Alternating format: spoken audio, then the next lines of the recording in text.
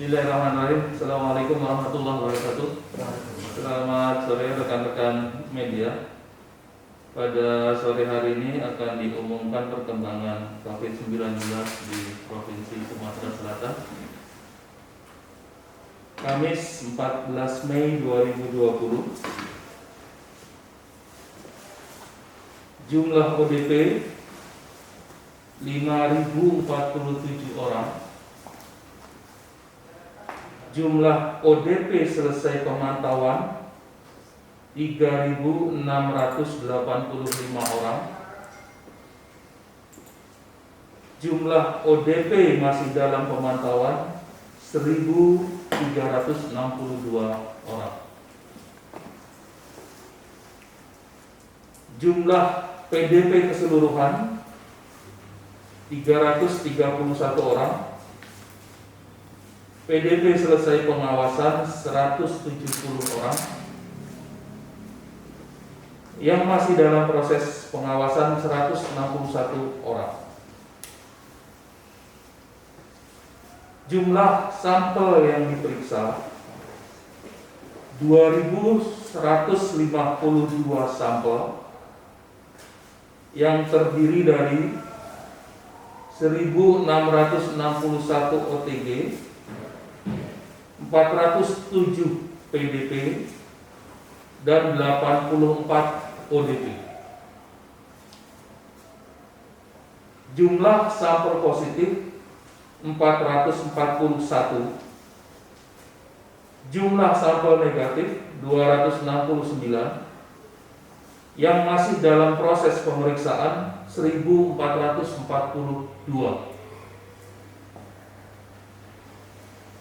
Sedangkan kasus konfirmasi positif baru per tanggal 14 Mei 2020 sebanyak 119 orang. Dimulai dari kasus nomor 323 sampai dengan kasus nomor 441. Ada yang berasal dari Kota Palembang, Kabupaten Muara Enim, ada dari Banyuasin, Ogan Ilir, Oki, Lubuk Linggau, Prabu Muli, Oki Timur, dan yang paling banyak memang dari Kota Palembang dengan status transmisi lokal. Sedangkan kasus konfirmasi sembuh total 73 orang, yang terdiri dari Oki 2 orang, Palembang 51 orang, Oku 4 orang, Pagar Alam 1 orang, Prabu Muli 4 orang, Lubuk Linggau 3 orang, Banyuasin 1 orang, Musi Banyuasin 2 orang, Muara Enim 1 orang, Ogan Ilir 2 orang, dan dari luar kota ada 2 orang. Pada hari ini tidak ada penambahan kasus sembuh, sedangkan total kasus meninggal ada 10 orang, terdiri dari 2 orang dari Palembang, 1 orang dari Oku Timur, 1 orang dari Banyuasin, 2 orang Prabu Muli, 1 orang dari Oki, 1 orang dari Muara Enim, 1 orang dari Ogan Musirawas, dan 1 orang dari Ogan Ilir.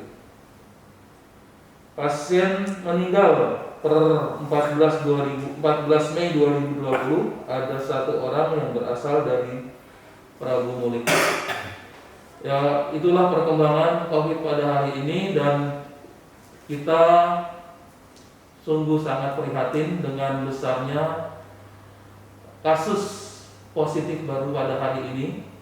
Jadi sekali lagi kami menghimbau mohon bantuan dari rekan-rekan media terkait physical distancing, karena itu adalah kunci dari pengendalian terhadap penyebaran penyakit COVID ini, dan juga perlakuan atau membiasakan diri terhadap perilaku hidup bersih dan sehat, menghindari kerumunan dan tidak keluar rumah jika tidak perlu.